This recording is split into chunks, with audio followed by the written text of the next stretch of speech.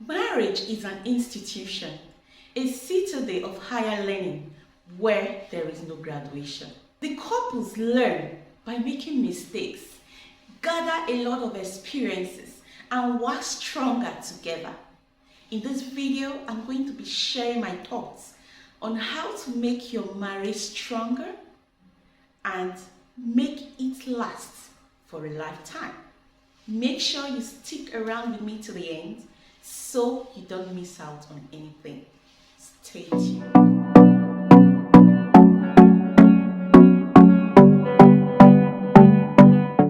There are a lot of people today who get into marriage without the faintest idea on how to make their marriage work. They just live from day to day and expect things to just unfold. They leave everything to chance. No, it should not be that way. You must be intentional about what you want and how you want your marriage to be. Don't leave it to chance, because the devil is always there with his own plan, and the plan of the devil is to destroy your marriage. And that is why today marriages are falling apart. The other day, a woman just got married, and in 1 month, they were divorced. So you see, the devil is not joking with anyone. If you leave your marriage to chance, you might not like the direction it's going to go. How you want your marriage to be and what you desire in your marriage must be clear in your mind from the onset. For me, when I was getting married, my greatest need then was to have peace in my home. And so I was in pursuit for peace all the time. So no matter what my husband will do or say, most times I will just ignore and readjust my mind. There were times, I must confess, that we got into quarrels, and within that period I would notice my heart will be so heavy. I will lose appetite. I will not be able to do anything right. And so over time I realized quarrels and all that robs me of my greatest need, and which is my peace. And so I stuck to that desire that I needed from the onset, and that was to pursue peace in my home. And so most of the time, even when I am the one that has been wronged, even when he is the one that has wronged me, a lot of the time, I don't even wait for him to say I am sorry. I just let go. And somehow, it has worked for me that way. It might not be the same for you. What I'm saying here is, in my head, it was clear what I wanted, and that was peace. So, even if there were several struggles that I had to go through, eventually I always win because I was in pursuit for peace. That was my paramount desire in my own case. And so it has to be clear in your mind what you really want in your home, so that when the table turns, when you face challenges, that one thing that you desire always pops up in your mind, and you go in every way to see how you can take hold of that your desire, how you can stick to what you actually desire in your marriage. If you are yet to get married, I beg you, don't go into marriage blindly. There are some things you will see in the man or in the woman that should make you run with your 2 legs. Some character weaknesses that you will see deep inside of you. You know this thing is killing you. This character in this person is something that is tearing you apart.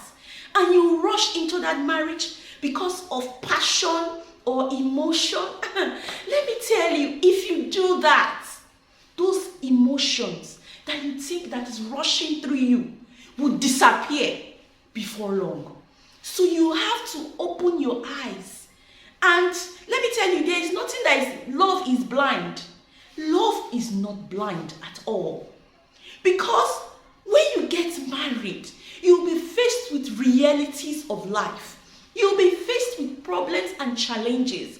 And you need someone that is sane to walk with you.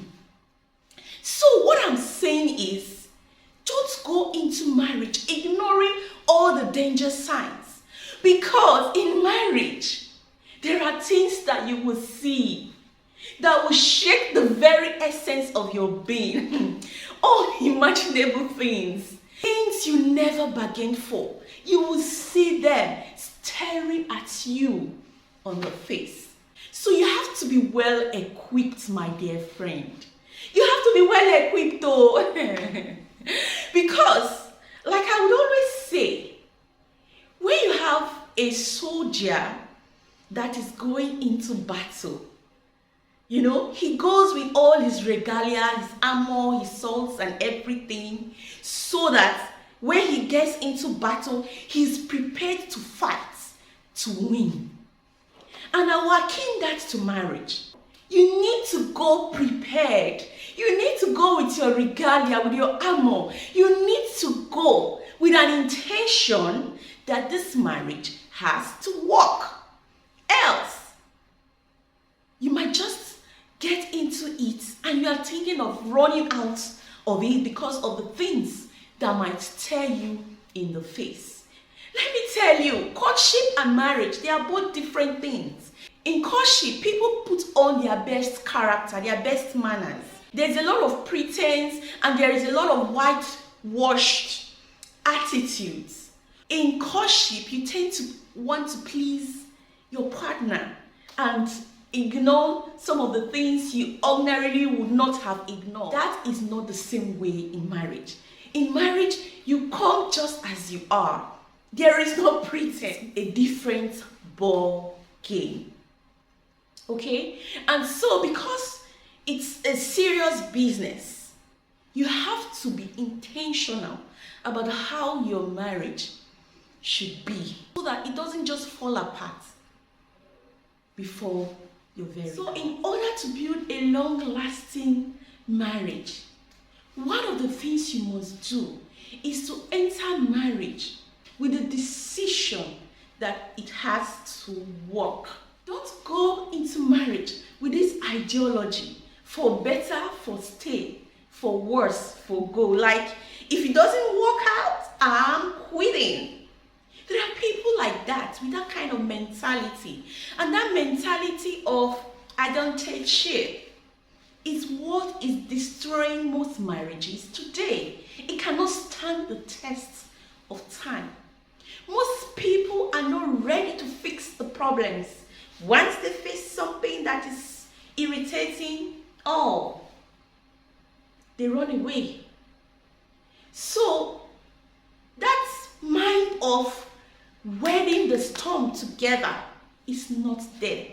So you don't have to go into marriage with that mentality. Let quitting not be an option from day one. There are times you need to remain there and try to sort out those issues and find a common ground eventually. And you have to know that the early moments of marriage are the hardest because the couples are just trying to get used to each other, understand each other better than ever before. So don't go with that mentality of, I won't take that shit. I will not tolerate that nonsense.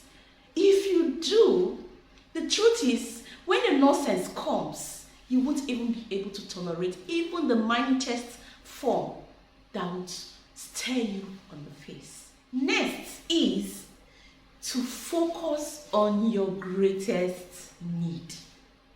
What is that one singular thing that you desire in your marriage? What is it? It's different for different individuals. But for me, it was having peace in my life and having peace in my home. I don't really have a strong heart like that. And so little things shakes me. In fact, in my marriage, in the early days of my marriage, There were days I had quarrels with my husband that it got to a point I had to move out of the room. I was like, I won't take that shit. What is that? He has to apologize. He was the one that was wrong. And so I separated myself from him. And for a couple of days, we were not talking to each other. And it created a very heavy feeling in my mind.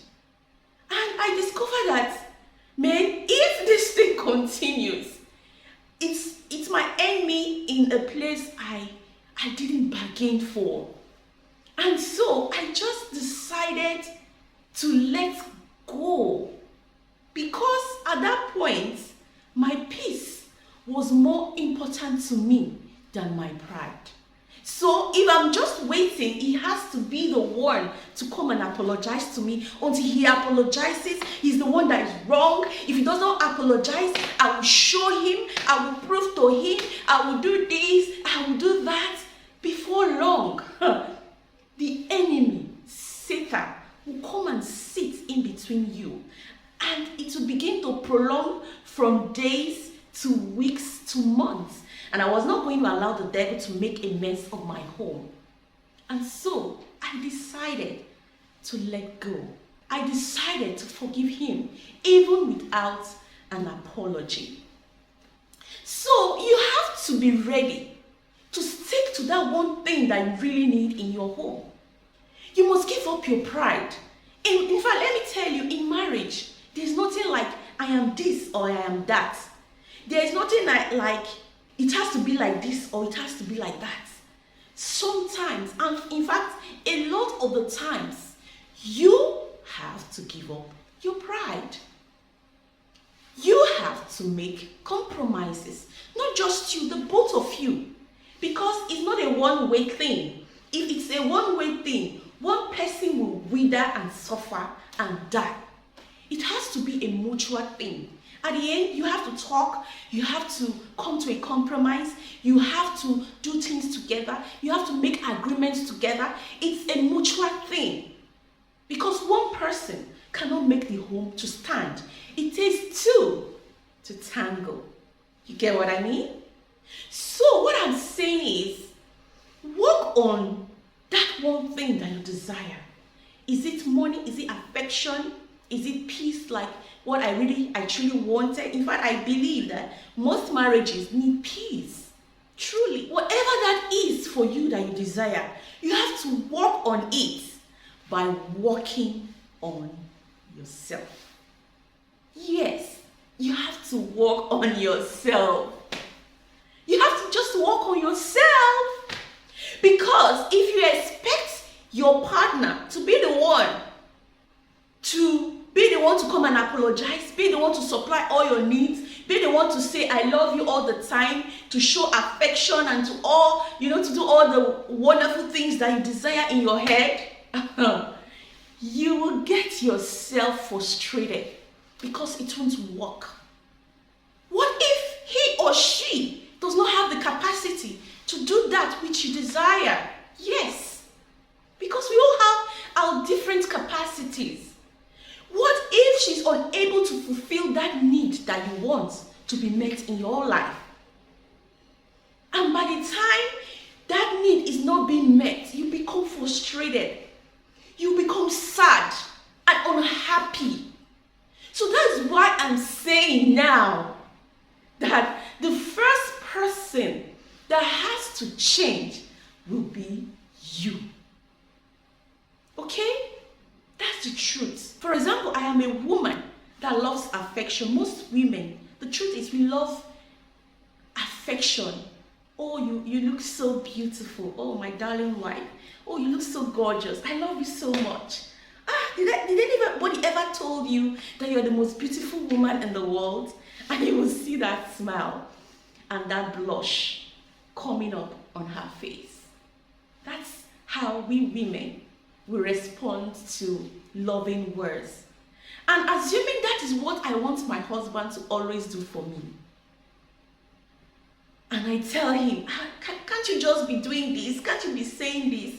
And what if he's not a romantic type? What if he's not the type that loves saying such words? What if he's shy? and you want to force him to do that. Sincerely speaking, he would want to do that, but it is not in his nature. He does not have that capacity to give that loving words of affection to you. And you keep forcing it.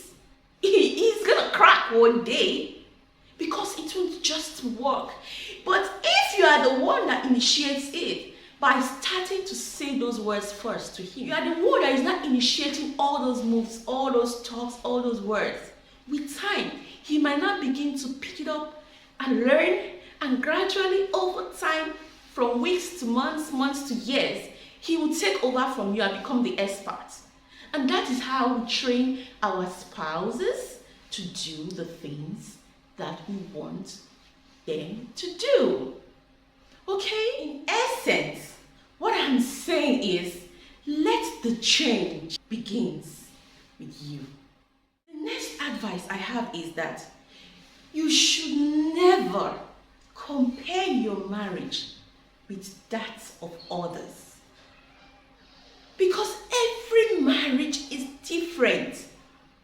But unfortunately, there are people who compare their spouses with others. I know of a woman who was always talking to her husband concerning her friend's husband.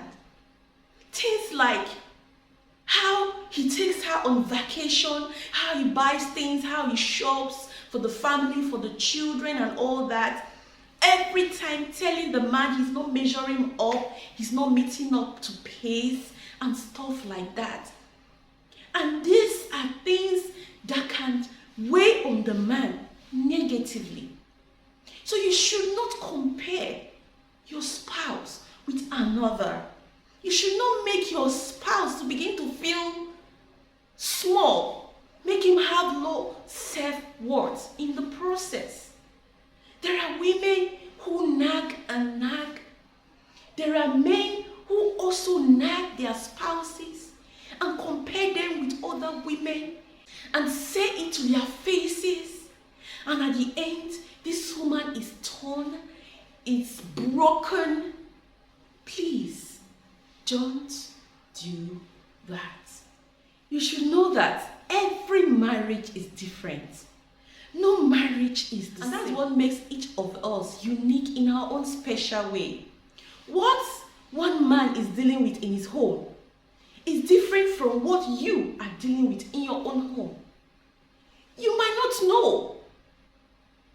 So don't allow somebody to come deceiving you. How would you allow him to do that to you? If it is me, I will not take it. For what? No, don't even try it. You know, there are people like that. And they will come after listening to their friends. They will come and start operating what they have been told outside in their home. They are comparing their friend's home with their. They want to have the same thing that is happening in their friend's home, in their own home. Forgetting that there are some secrets you don't even know about. There are some things that have been hidden from you that they will not even tell you. But the little they will tell you, you will come to your own home and be doing like this and be doing like this. You want to cause chaos. You want to cause fights. You want to raise dust because your husband did not give you as much as your friend's husband gave to her. Please, I beg you, don't go and be comparing your husband with another person's husband. They are not earning the same income. And even if they are earning the same income, they don't have the same responsibilities. They don't have the same priorities. So people are different. Let your husband be. Let your wife be. And accept him or her the way they are. Instead of comparing, try and pick the good things in Mr. A and Mr. B and use it, those good things, to make your own better.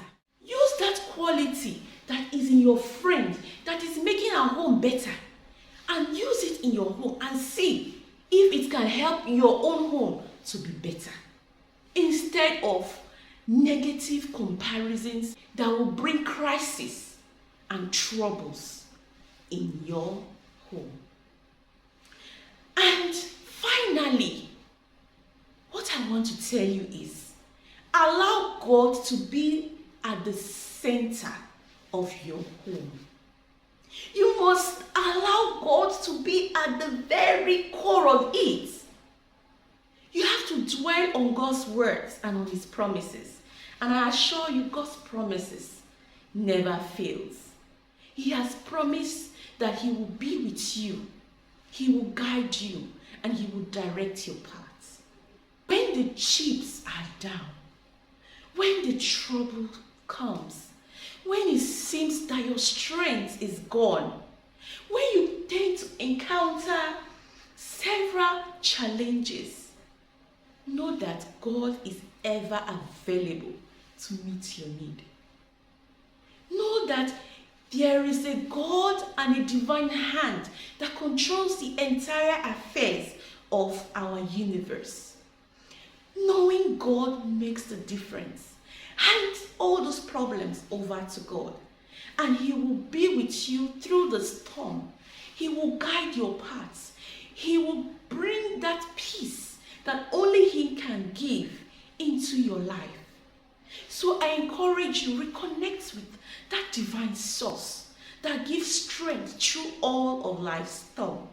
Reconnect with God today. Is your home in a mess? Are there cracks in your marriage? God can help you to fix those cracks today. And I assure you, when you bare your heart to God, He will illuminate your spirit and your soul, and He will guide you in the right, because He is ever faithful and He's ever present in the lives of His children. Hand over that problem, hand over that challenge to God today, and see Him transform it all and bring smiles and peace into your life and into your marriage than never before. Thank you for joining me up to this moment. I invite you to subscribe to this channel so you don't miss out on any of my new videos. If you have enjoyed this video, I also encourage you to hit the like button and share this video until I come your way again. I wish you peace in your life and in your mind. God bless you.